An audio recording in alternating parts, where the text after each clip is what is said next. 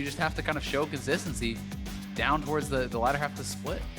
The best time to start dominating the standings was week 1, day 1. The second best time is now. Azael, I believe that's an ancient Chinese philosophy or something along those lines. But either way, we're into Champion Select, and it's Thresh and Nocturne banned out by Echo Fox, getting rid of a couple of spooky champions, as OpTic Gaming thinks nothing is more spooky than a mage, AD carry, split push, hybrid, tower taker, whatever Abomination Miko is now, after people have discovered the Rage Blade build. Yep, I would concur with that. Take away that one. The Lucian, another that has been falling through, I think, a lot more pick bans, but some people do kind of throw it out there as a bit of a flavor ban. Sometimes it's actually not banned and just not picked at all. Not as dominant as it has been in the past, a couple patches ago, where it was really sitting as almost 100% ban rate. Has received a few nerfs now, and thus it's kind of more up to the teams if they want to go for that. Final ban of the first round here for Echo Fox will be LeBlanc, wanting to remove some of that mid-lane carry power from a guy who has quite a reputation of being someone who could really pop off in the mid lane, considering he's a former world champion. Crown won't be on that one today. Honestly, both of these mid laners have been performing very well. I feel like Fenix has been the standout player for Echo Fox in these last couple weeks. He has been really a game changer in a lot of cases, being able to pull off some pretty big plays. Specifically, I think the Zoe has been an incredible champion for him and been securing his team so many neutral objectives just by simply poking people off them and chunking someone down, not allowing them to ever contest. Well, one champion that is also pretty good at poking people down and preventing contest is Jayce. That's going to be locked in first here for the side of Echo Fox. OpTic thinking about what they want to go for, hovering over a couple of different picks, a few serious ones, a few troll ones, and they're ultimately going to settle on that Sejuani there for Meteos. Yep, and the Sejuani, I would like to see it paired with a kind of a melee top laner. That generally feels like such a strong setup. You can actually proc that passive that much faster with Sejuani, and really can make for some very powerful 2v2s, especially if you're expecting that to be a top lane Jayce, as has been more common in the NALCS. Certainly something you want to shut down. And it looks like they're going to take the Yorick into it here, putting Dhokla on one of those split pushers that he's been known for. The thing they have to watch out for a bit here, though, is if they actually flex the Jayce mid and try to pick a counter to this, you know, something like the Jax is still available. You can even go for things like the Yasuo or the Fiora. Even Aurelia can be a very strong matchup into it, but if it is, in fact, going up to that top lane, I do think Yorick can even win 1v1 against the Jayce, and if there is jungle attention, that can look really ugly for him. You certainly are going to be bullied in the early levels, but once you have a few levels under your belt, you have a little bit more tankiness, going to survive that Jayce poke. If he gets caged up, he doesn't have an easy way out. You can lock him down, you can take him out. We even saw this showcased in the Griffin versus SKT match, where Yorick was picked directly into Jayce as an answer. And it looks like Echo Fox is going to go ahead and look towards their bottom lane here in this first half of the draft, grabbing themselves the Tahm, Kench, and the Ezreal, a very safe duo. Yeah, this seems to kind of be the LCS special, where teams who want to play for late are grabbing this up. If you don't want to focus on the bottom side of the map, if you want to try to play for that scaling win condition, this is about as safe as you can ever get for that marksman. You have double tier with the Seraph shield, you know, even Iceborne Gauntlet giving you armor and whatnot there, and then a Tahm Kench to pull you out of safety, in addition to an Arcane Shift that is on a 4 or 5 second cooldown when you're hitting Mystic shots. Well, OpTic Gaming says, all right, Echo Fox is going with a safe support that helps peel for its allies. We're going to go with a safe support that helps peel for its allies. Braum, we saw how that worked out pretty well last game, so maybe they'll be able to do a similar thing with it here this time around. There's also a tremendous amount of CC for the team fight between Braum and Sejuani. Those double passives can be stacked up one into the other. That is a lot of effective crowd control. If anyone does get tagged, they could be locked down for a really long time. All right, second half of the ban's coming through now, and OpTic says they remember what it looked like when Yorick has played against Jax earlier on this split. They don't want to see that again. Spear of Shojin Jax just essentially helicopters permanently and smacks Yorick around with the lamppost. There's nothing you can do about it. Echo Fox deciding to ban away the Tristana. They recognize that they've already picked their AD carry, so pinching the pool is pretty easy. Yeah, I think that the Jax ban makes sense. It may end up being Jayce top regardless, but I think just on the off chance that it's going to be flex, this is a pick that people have been showing in the LCS as an answer to it. Some of the other picks I think still are very strong, but people are less willing to actually play them. And you know, things like a Fiora or a Yasuo can be risky in and of themselves and require, I think, a lot of practice and also knowing how to play around a 1-3-1 style comp, which was what you'd be opting yourself into. Last ban of the Champion Select here for Echo Fox. What's it going to be? Kalista is the choice. Double investing in those AD carry bans. probably going to see the AD carry pick come out here for the side of OpTic, leave that final counter pick open for a solo lane. You know, honestly, if Arrow's comfortable playing it, I would love to see him play something like the Jinx that Turtle brought out. I don't think that Tahm, Kench, Ezreal is the lane to really punish a scaling pick, and that's why I think you can almost just outgreed it, right? If they want to try to go really late, you kind of have the two options. It looks like they're leaning more towards trying to punish it early, try to say, okay, well, you don't have the power, so we're going to abuse that. We're going to use this to take neutral objectives. We're going to have 2v2 lane priority. Now, the other option really is just picking something that outscales the Ezreal and saying, sure, let's go late. Well, the Kalista locked in means Braum will be able to be thrown into the middle of the team fight. Braum, a champion that's traditionally known for disengaging, backing off, stopping the opponent from being able to make the play they want to, but when you can fling them right at people, Glacial Fissure can become a pretty solid tool to engage on its own. Yeah, exactly. I mean, you hit the knockup from the Kalista ultimate, and then that Glacial Fissure becomes essentially unavoidable. You can just layer it, and during that entire time, you can be stacking up the Braum passive. You have Sejuani ult as well, so multiple forms of engage, a tremendous amount of CC. They are drafting a pretty strong core here. Certainly, Yorick, you're expecting to be out in that side lane, split pushing. He can join up for the team fights much better than in the past, and that's one of the reasons we're seeing him in pro play, because the ultimate can follow him around, but still does have the most success in a side lane. And Trundle coming through here for the jungle pick. Very interesting, unless they want to do jungle Jayce and the Trundle top, but I think that makes less sense. I think that is a very bad matchup for Trundle, so I'm expecting to be Trundle jungle.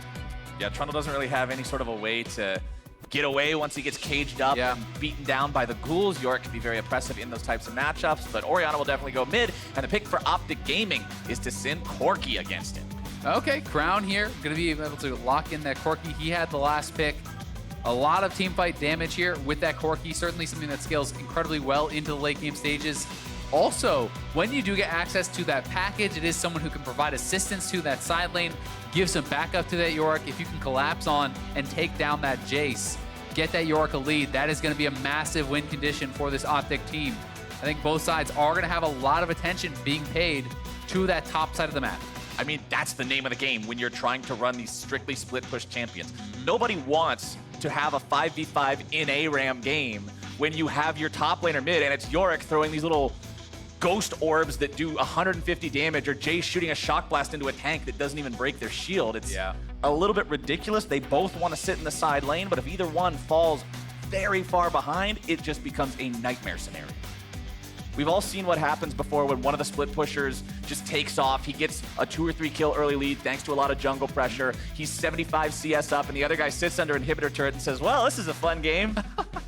Yeah, exactly. It can be very difficult if you do fall behind, and I think drafting for the winning 2v2 here I think is incredibly important. I do think that Sejuani plus Yorick can win the 2v2 top against Trundle and Jayce. It's going to be down to, can you connect with those skill shots? Can you actually hit the morning mist, get those ghouls on your target, because that really does add so much of your damage.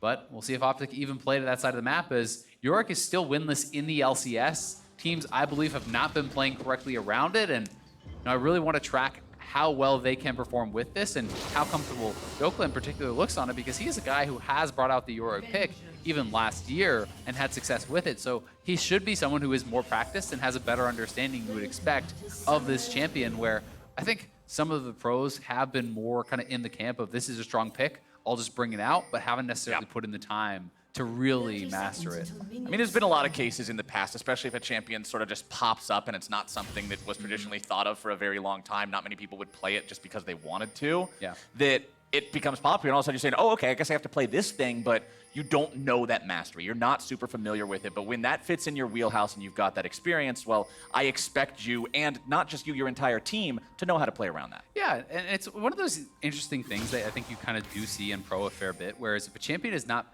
mechanically difficult, people sometimes overlook, I think, where the kind of mastery curve is. Yeah. And one of the things I always kind of like to talk about is, old Nunu and Singe. Those are champions that had very few mechanics that were difficult to pull off, right? You're essentially just turning on your poison and running in circles on Singe. Yeah. Nunu was very much about counter jungling, but And binding your laugh to consume. that's true. But, yet they were some of the champions that had the highest mastery curve in the game, because it was about knowing where to be, when to actually fight, what fights you could take, and that, I think, is kind of a similar vein as Yorick. There are little mechanical things that you can learn, But I do think so much of it is about understanding when you're strong, when you're weak. Should you push? Should you stay back? You know, how to prioritize getting ghouls out versus using the Q to trade. You know, there's all these little things that can make a massive difference in that gameplay.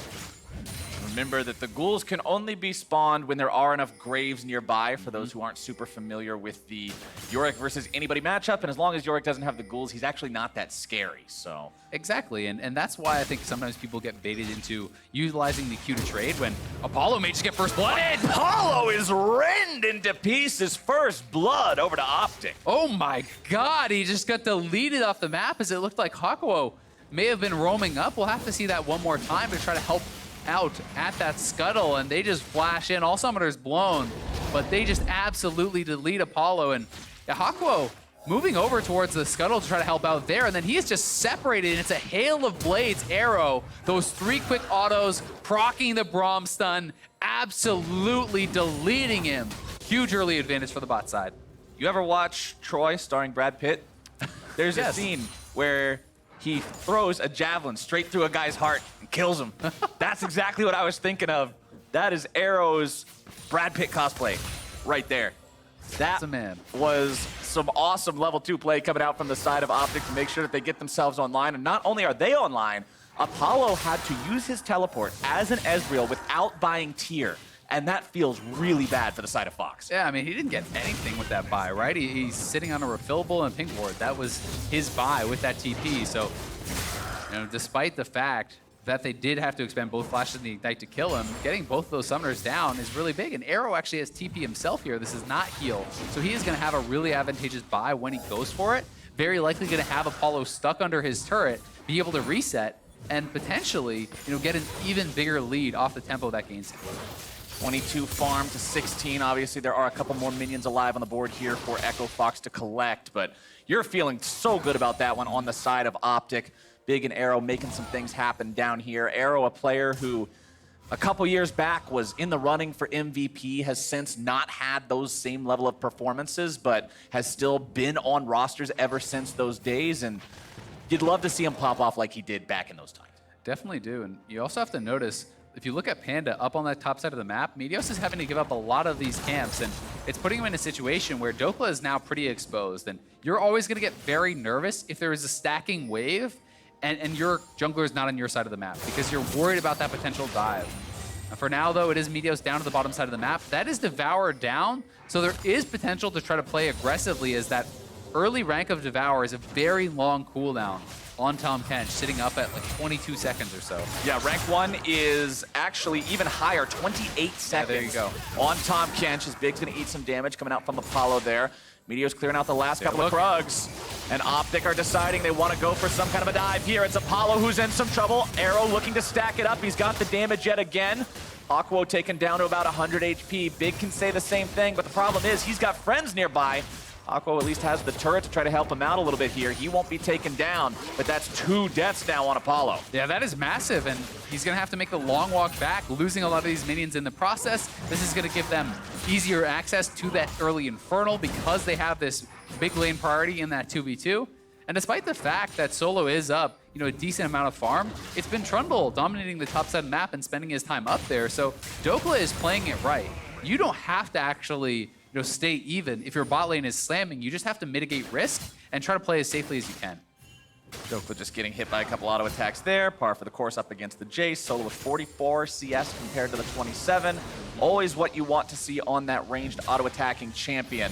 Conqueror for both of these guys, so plenty of ability to deal damage as the game goes forward. And one little cool thing you can actually do here as the Yorick is a lot of players kind of struggle if they summon the ghouls and then you throw the E and you actually miss. Well, in this case, he does hit. We'll be able to trade back. Solo's trying to go aggressive onto this one, but he's just getting beat up by these little ghouls following around, punch, punch, punch. Yeah, I mean, he's down a level and Dhokla won the trade, right? But you know, to go back to it, what you can actually do is you can actually throw the E first and then summon the ghouls after. So you wait until you hit the actual E there with the Morning Mist. So you guarantee that. Then you summon the ghouls, they'll immediately jump on that target for the duration of that debuff. So it's something that you can do if people are actually being very good at dodging that Morning Mist. You can kind of hold on to that and play that a little bit differently. Here we see another strength of Kalista, unique to her as an AD carry, and that she's able to help out tremendously with neutral objectives. very early Infernal secure for the side of OpTic. Usually those will be more heavily contested, but considering the advantage they've built for themselves on this bottom half of the map, OpTic Gaming is happy to take that prize pre-7 minutes. Gonna be feeling really good about that, and unfortunately for Fox, they don't really have any option to fight for it. Their advantage is on the top side of the map. Their 2v2 is getting slammed, so if you go over there, you're just gonna die. And even on the top side, you can see early Tabby's going to be the choice here for Dhokla. He just wants to kind of build up enough defensive stats to sustain himself through this Jayce poke. And now that he's post 6, if you actually cage up that Jayce, you could even potentially win that 1v1. But he's going to have to be worried about the fact that Trundle has just set up camp on this top side. That's the second red buff taken away already this game here by Panda. He is really putting a lot of pressure up on that top side. And when Panda debuted last week, remember his early games on the Jarvan were solid. He got ganks off, he made things happen, he facilitated plays for his team as you would hope. He ended up losing a Smite fight that lost his team the Baron later on, very unfortunate. But at the end of the day, this wasn't a thing where he showed up and it's like, oh, he's clearly not ready for LCS play yet. He had some good moments. The team just still couldn't happen to find their wins. So I'm glad to see them playing him again, giving him another shot, continuing to give him this LCS stage experience. And we'll see how much that can do as the game ticks on. Because remember, Trundle is one of the most classic Sejuani counters, especially in a day and age where Aftershock is so prevalent. If you can manage to subjugate her when she has both the bonus from her Arctic armor and the Aftershock on, you become incredibly tanky and she loses a ton. Yeah, she can actually go into negative resists at times there. You know, it's like you can get into these really weird scenarios where your passive and the Aftershock both expire, and then you know, the percentage stolen was based off that, which is so much above what your normal stat was. And that is really, really dangerous for Meteos, but we'll see if the game even becomes about that straight head-to-head fight. You know, at the same time, if Meteos hits some CC, if you engage, you hit that ultimate, and then it's layered up with a Braum stun and all these other things, you may not even have time to actually kind of fight back. Crown continuing to apply pressure here to the mid lane. One turret plate already down, and remember, when Corki's in the game, we've also got that extra element of the package to always consider. Whenever that's online, I'm going to be looking at Echo Fox to make sure they're heavily respecting it. We know how much that can change the outcome of a fight, and if that fight ends up giving away 3 kills and multiple objectives, well, that can change the entire game. Yeah, and if you can take that to a side lane where, you know, Yorick can kind of blow open the map a bit and knock down some towers, that can be very, very dangerous. You can see still on the bottom side, no real chance to actually contest in this 2v2, so Apollo and Hakuho are trying to mitigate loss, trying to, you know, kind of hang on here, not fall further behind, but that's a second turret plate going their way. And this is a really significant advantage. You can see Trundle was up to that top side, but the Blast Cone was already knocked off by Dhokla, which was, I believe, what he did actually on that little roam. A very nice little move that may have actually kept him completely safe from this gank. And back in Champion Select, you talked about the 2 answers to a lane like Ezreal Tahm Kench that's just designed to be super safe and super passive. Is either you go for the outscale or you go for the punish, and so far the punish has looked pretty solid here for the side of OpTic. 22 CS up, 2 deaths on the enemy AD carry, teleporting back in now to make sure that his opponents don't get anything more as Panda continues using the top side control that Echo Fox has found themselves to get that Rift Herald. Yeah, I mean, it's just been a split map situation, but Echo Fox is getting a lot less, right? You know, yes, they have the CS advantage. You can see CS parity kind of on opposite sides of the map. You know, if you look at the Jayce, you know, he has the 97 CS. You look down here at the Kalista, they're at 100. That is very even in that regard, but it's the 2 kills in addition to the turret plates that have actually been picked up by Arrow that are really kind of making that a bigger difference. And yes, it is the Infernal trade for the Rift Herald now. So in all their regards, there's a lot of parity, but it is this bot lane and that 2v1 kill, well, 2v2 kind of, that they got that was really, really important. Corki with blue buff is a very frustrating laner to have to deal with. Rocket's constantly going to be flying towards you. Phoenix will go off to grab his own blue here in a moment, running very low on mana, so wouldn't be able to hold the line much longer without it. But at least the Mana Moon is finally up and running for Apollo there on the bottom side. Even though you start stacking as soon as you buy the tier, it stacks much more quickly once you have the item evolved into the complete one. So hopefully he can get that online and get that fully completed into the Muramana before too much more time passes, as Dhokla will continue pushing up the wave here on the top side, summons up the ghouls, and takes the Maiden home. Yep, he's not actually going to push it fully up because one of the things you're noticing is his jungler's not playing on this side of the map, so he doesn't want to play it aggressively. And the Maiden is actually what's keeping him safe. So what he's doing is instead of actually walking up and trying to get turret chip, he backs off so that the Maiden will reset with him, not allowing Jayce to kill that off. Because the best way to actually kill Yorick is kill his ult first and then 1v1 him after. And Panda up here. Gonna get pushed out of the jungle by Corki and Sejuani, but Dhokla is quietly, I think, having a very good game, playing weak side of the map in a disadvantageous early matchup. So credit to him for keeping safe. Meteos is now up here, potential 2v2 brewing. Rift Herald summoned up. You'll love to see it before that 14-minute mark. Here we go. Headbutt, boom! 2 turret plates. As now the fight could be breaking out. OpTic just decide all they want to do is force Echo Fox back long enough, get rid of Shelly, keep the turret alive.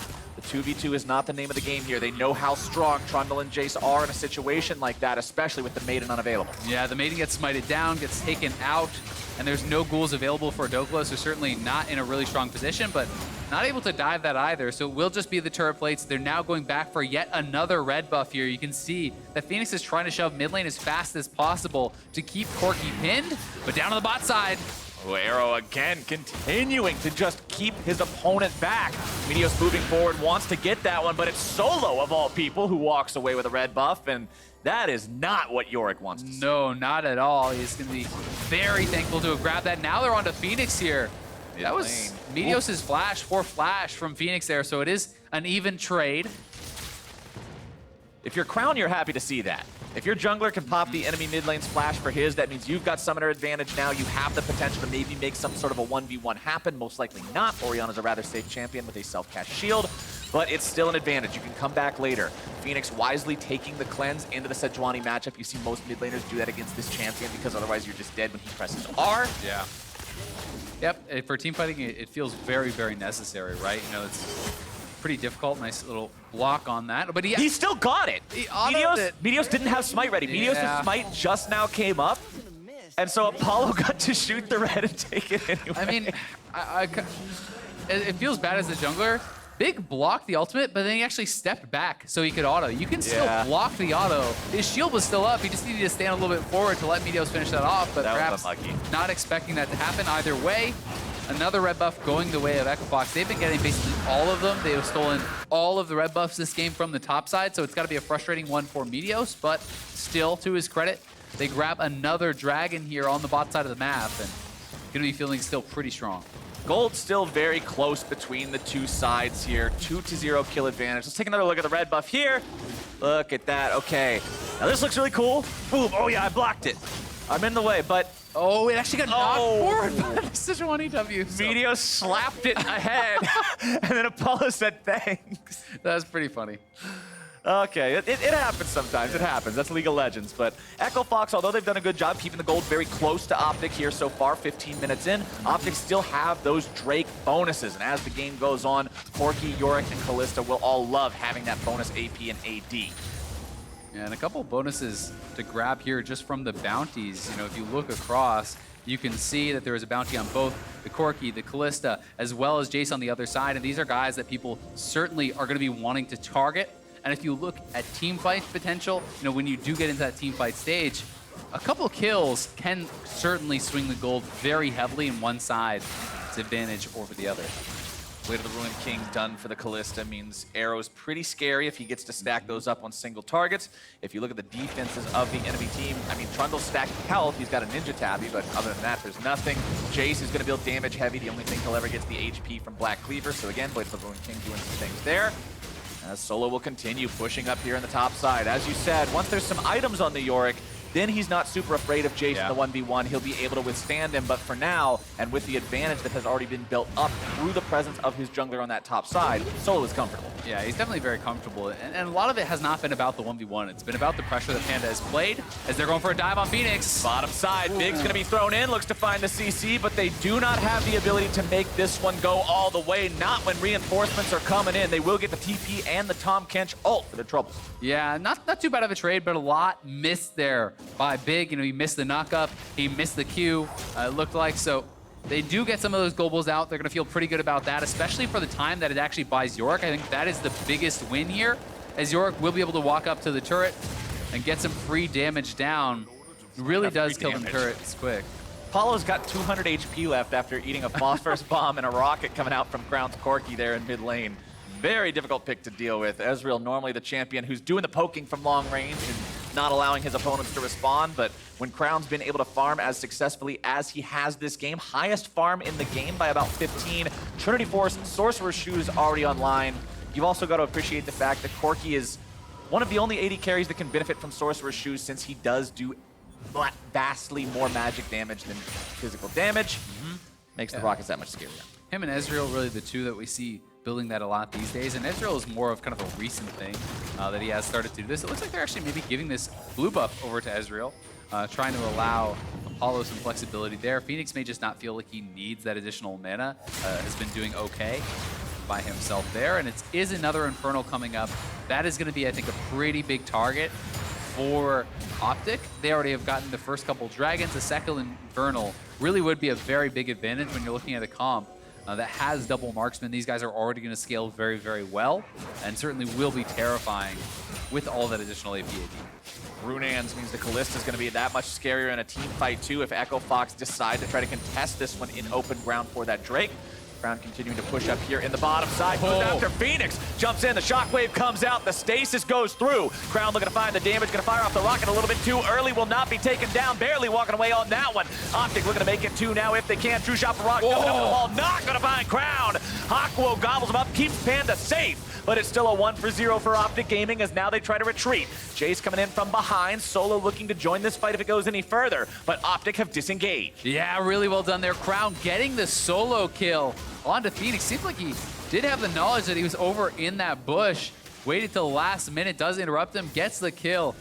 And so cool under pressure there, avoiding the Ezreal ultimate. Meanwhile, Dhokla being bought time by his winning bot lane. He is clawing his way back in, closing that farm advantage, knocking down a turret. He's on the Triforce now too. OpTic is playing this out very, very well. And as someone who I know likes to play a lot of split push champions, you've got to share the frustration that you experience right now as Solo when you're going up against an enemy split pusher, you're winning the 1v1, but because of the rest of the map is bleeding so heavily, you have to choose between continuing to try to win that or going and helping them. And now Dhokla's getting back into the game, catching up, making things happen. Panda in some trouble. Spear's going to be flying out. Shockwave only finding its way onto one, and Fenix in some trouble yet again. Crown looking to go in and find the damage. Auto attacks find their mark. And that is another kill going over to the OpTic Gaming mid laner. Apollo has to run out, and OpTic claimed their pride. And Solo had to roam down again. Dhokla's just going to take another tower up here. He can continue the pressure. This should be gifting them a free Infernal, because now, if you send those members top, Dhokla just runs away. They're already on the Infernal, and OpTic are just peeling Echo Fox apart here. Apollo's going to die. God. Crown just blows him up. Spellblade enchantment from Trinity Force. You don't even need to be able to crit. He's only got the pieces of the eye edge, but it does not matter. Dhokla tries to get himself out of some trouble now. He's in a 1 versus 3. Gonna take Solo very low, but not enough. Still won't matter though. He dies, but it is Infernal Drake number 2 going over to OpTic Gaming. Yeah, a little bit greedy for Dhokla staying around, kind of the first slip up for him this game, as there's been so much pressure on the top side from Panda. He's been playing it very patiently, but still, they get 2 turrets, they get more kills, they get the Infernal. Crown is already feeling like he's just two-shotting people. Now he has double Infernal. He has a ton of gold in his pockets here. He's gonna be able to go back and be very close to finishing the IE if he can't already complete it. And this guy is gonna be absolutely monstrous. He's 2 levels up on Fenix, 4 levels up on Apollo. That is frightening. Crown has just been a pleasure to watch this game. I love seeing someone on a champion that traditionally wants to stay at maximum possible range be so familiar with their power spikes compared especially to where their opponents are. You can say, no, I'm just going to balk in and kill you, even if you're right next to your turret. Having that awareness, having that sense of everything around you is the difference between being good and being exceptionally good, as Arrow will continue farming up here now in the mid lane. Infinity Edge done for Corki. And if you look at the minimap here, you can see all the vision in this bottom quadrant of the jungle. So many wards from OpTic over on this side of the map, really showing where they're trying to push the advantage, where they're trying to pressure out their opponents, because they have this big edge in the bot lane. 2v2, that is where they have been playing. It's been this split map situation, and yet on the other side of the map, it's actually, despite their early advantage, Yorick who got 2 turrets. There's no aggressive wards, and really Echo Fox is super on the back foot now. More lethality coming in for Solo. He has the Black Cleaver, plus that Yumu's Ghostblade done. Second serrated Dirk in inventory means anybody without armor is going to be taking a lot of damage from this guy. He'll start split pushing bottom lane, grab that standing tier 1, put some more gold in the pockets of Echo Fox. That'll bring the game up to about 2,500 gold. More closely 3,000 now, actually, after some of the farms picked up by the side of OpTic top side, but still still, Solo's got his work cut out for him here, constantly having to try to help the rest of the team, providing Dhokla the opportunity to get back in and push things out himself. Well, you can see the rest of OpTic now dominating that top side of the jungle for Echo Fox. I mean, it's a dream situation as a split pusher. If your 4-man squad can hold on 4v4 and even 4v5, then you're just Yorick. You're just going to run it down the side lane the whole game. Yup. And you're just like, well, okay, you're not here. You're going to lose towers. And now they're doing a 1-3-1. Crown is already on their inhibitor tower. They're not even at the mid lane tier 1 yet.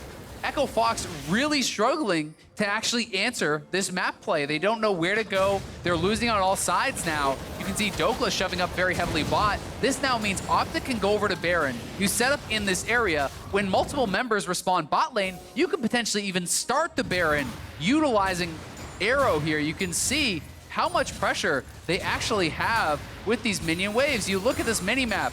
They're shoving up here. They're shoving up here. They're shoving up mid lane as well. And that is really getting them all of this additional pressure that is giving them access to the Baron pit. And it's going to allow them to even just start it up.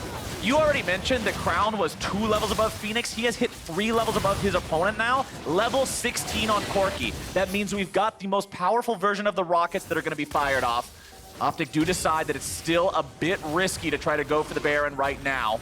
I mean, look at Jayce. Jayce is saying, well, I got to go to the team. Well, what if we lose Baron? Well, Dhokla's just going to keep running the town. It's like, hey, what's up, buddy? Yeah, he's just going to keep going for those turrets. And Solo not able to finish off the Maiden, so Dhokla could even reset, heal that back up if he wants, but the pressure is continuing, and Solo now face checking in.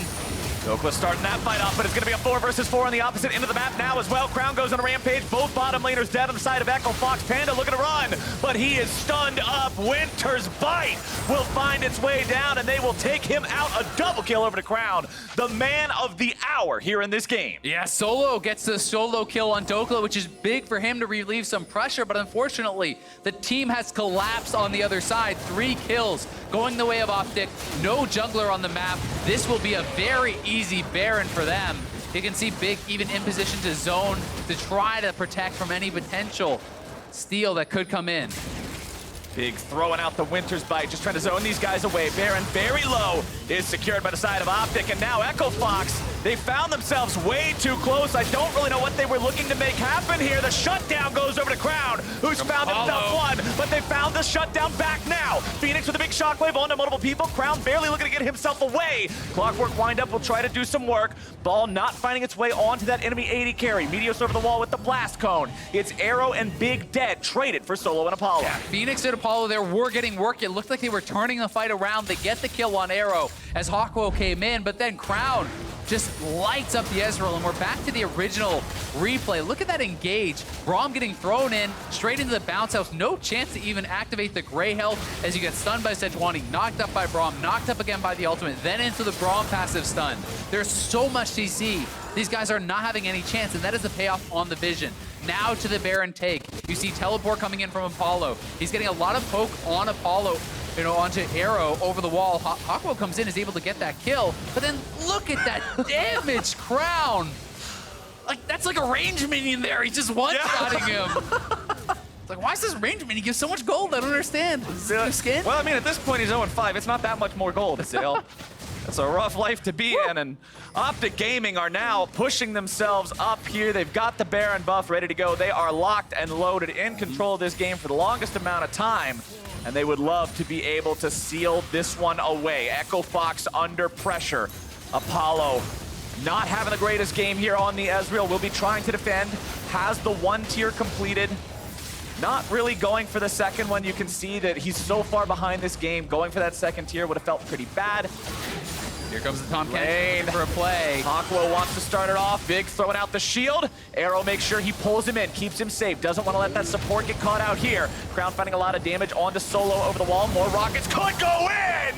That was a big one. Crown goes legendary, and Meteos gets himself away with the one man on your team who was trying to hold it together down. Surely Echo Fox's base will fall. Yep, they're losing the mid lane. They're losing the bot lane, and they have lost full control over this one. His Crown is just taking over. This man is on a mission, and he is destroying Echo Fox. This looks like a guy who has a skin in the game specifically made because he played League of Legends. That's what this looks like to me right now, and OpTic will now look for the very end of the game. They've still got 15 seconds left before Solo respawns. Big gonna be taken down to half HP, Crown's bringing in the damage. Nexus turret number 1 already gone. Dhokla trying to get himself away. It's Fenix in the back, still trying to find some sort of an opportunity to do something, but everybody from OpTic is still so healthy. Solo's made his way in. Big is going to be the target. True shot barrage intercepted. Big's gonna be taken down. Solo now in some trouble, stunned up, also taken out. Echo Fox in retreat. Hakuho is gonna be rend to death with the spears. Arrow looking to find the kill, won't quite get it. Who cares? Nexus is gone,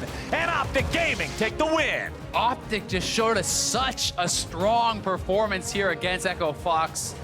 Really, so much credit deserved by this team.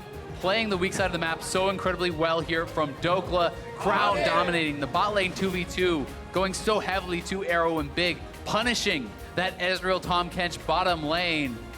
This team, not only did they get ahead early, they closed it out quickly. This was a very impressive game from OpTic. Crown had no deaths and no assists. He killed everybody so fast, there wasn't a chance for someone else to take the kill. How can someone get an assist when you one-shot everybody? When you're doing 600 damage per auto and missile, and you auto-QR the guy and he dies, there's not much of a chance there, but Crown really popping off this game. Couldn't ask for a better performance from him on the Corki, and I think you're really gonna have to respect this pick if you're playing against OpTic Gaming here in these next couple weeks. Yeah, you really will, and the slide for Echo Fox does continue.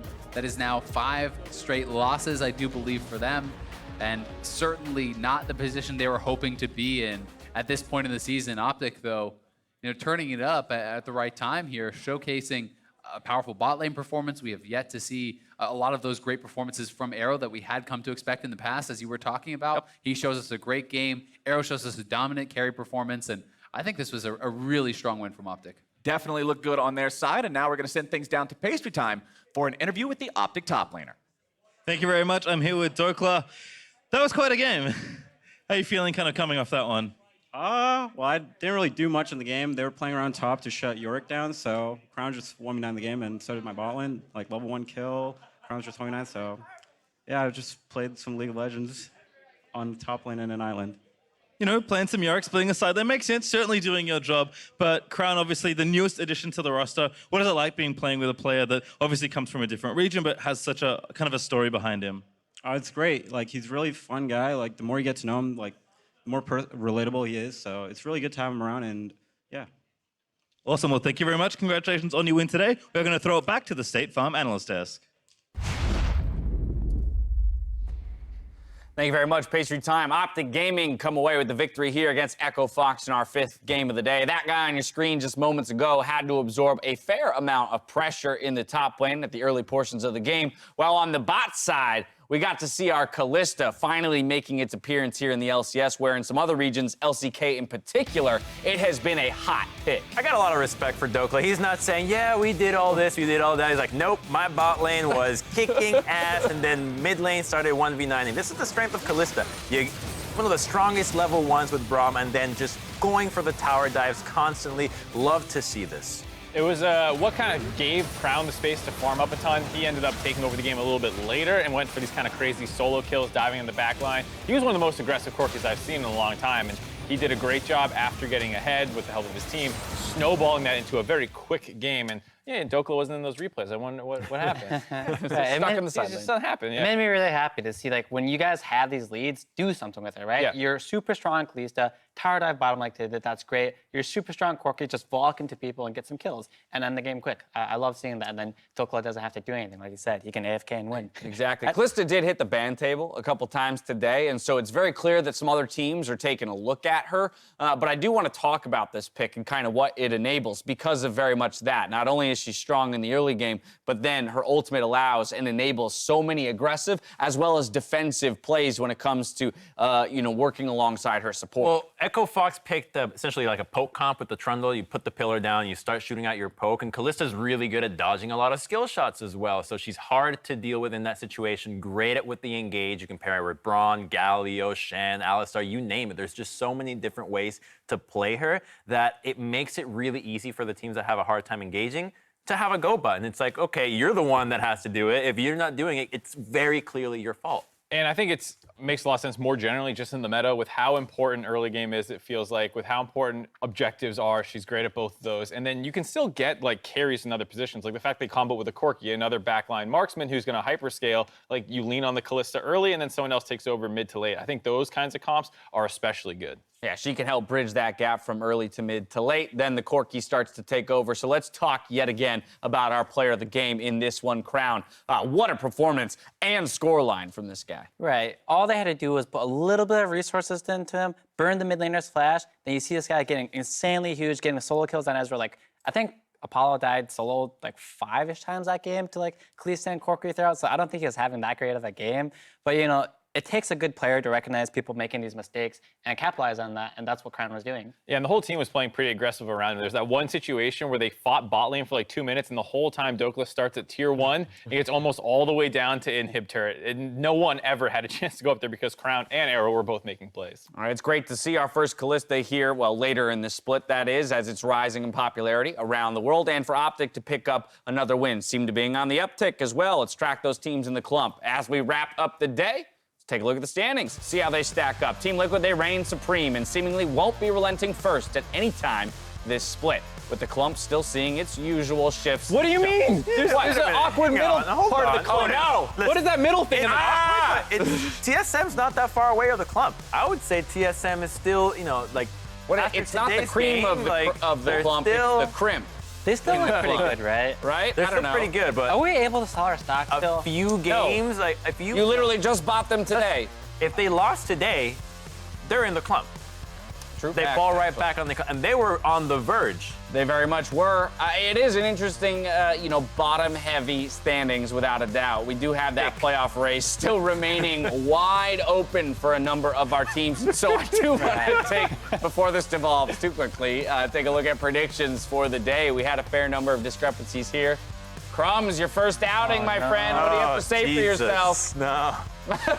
Well, this is part of my investment in my portfolio. I played it for the long con, but You know, it's kind of depressing. Mark is catching up to me. I'm not gonna lie. He is? It's a tight race all of a sudden. Take safer picks and drop my clutch stack that I can't do because I want to sell, but I can't advance. I'm wondering if Mark is just like in cahoots with StatsBot behind the scenes I predicted or something. against StatsBot last week. Yeah, but I'm saying this week you started To make it aligning, look and guess real. what? Boom, you're 5-0. You guys trying to flame me on week 2, week 3, and the entire time I was like, I'm not worried. Like, I'll be fine. I'm fine. He's scaling. He's Two scaling. like you behind said. in that race. Unfortunately, we don't have season totals for you. So well, I thought I started at 100% already. You're right. You know what? So yeah, that's what it is. You are 65 out of 65. Well done, Nailed it. Crumbs. It is such an interesting year where it is so difficult to predict on so many levels because, again, of the constant shifts. You've got teams going on big runs and big falls or valleys within any given week, it seems. It feels like outside those top 3, which it took a little bit of time to even identify to get there, but outside them, the clump area is completely up for who's playing better that weekend. Did you have a good week of scrims? Is the patch something you figured out a little bit quicker than the other teams? And that feels like what's determining a lot of those middle-of-the-place games. Very much so. Oh, go ahead. I mean, this is like the first season where we had so many teams that were in a clump for so long, right? Like we literally brought up a term, the clump steroids or the clump. I don't believe we've heard that term before in the previous seasons. And it's just like there's so many teams that are down here together. Yeah, well, normally by week 7, end of week 7, we can mathematically, put some teams in or out of the playoffs. Right now, the only team that applies to is Team Liquid, our number 1 team, making it into the playoffs. But we can't necessarily count anyone out of the playoffs. Most competitive split of all time, then. In some way. In a way, right? In a way, Right? there's one wrong. argument for that. Not wrong. I think it was maybe more competitive when it was like 4 teams at 11 wins. Yeah. And like it was all about that battle. This is a clear top 3. Well, it's competitive at the bottom, right? Yeah. It's a It's different. a different, like glass half full, glass half empty kind of thing. There you go. Maybe not the competition we want. Yeah. But It's what we race to the deserve. bottom. Competition nonetheless. All right, a reminder that daylight savings rolls over tonight. So keep in mind that you'll be losing an hour no, at I 2 a.m. forgot. before the games tomorrow. Ooh, that's going to be fun. After you have your sleep schedule adjusted, you've got Team Liquid versus Golden Guardians in that first game of the day. FlyQuest opposite Echo Fox in game 2, with CLG taking on Clutch in game 5. Gentlemen, what is your big ticket matchup for tomorrow?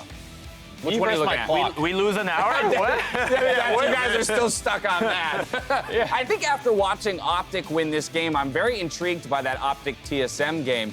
TSM has both had a big lead and lost it to Cloud9, themselves had a comeback today, so seeming to have some volatility even while they look like a top 3 team. And OpTic have shown that with a lead now, they can close out a game. I think for tomorrow, the games that you should look at are the Clutch Gaming game and the Echo Fox game. Because if those teams lose tomorrow, I think they're almost going to be like guaranteed to not be in playoffs anymore. They'll be 4-10, and it's very unlikely they'll win the last 4. And even if they do they even make it? I'm pretty sure that's their do or die. It is dependent on some other stuff, but it is rare that a Very team likely. that finishes 8-10 would make it into playoffs. Technically is possible. If you need more league action, stay tuned for the LEC rebroadcast, where G2 Esports and Vitality had a back-and-forth clash to close out the weekend. But now for myself, the Cash, is the entire live broadcast crew, thank you for watching. We'll see you tomorrow for more of the LCS. Good night. Go get some sleep. I was there last night. The Where? Observatory.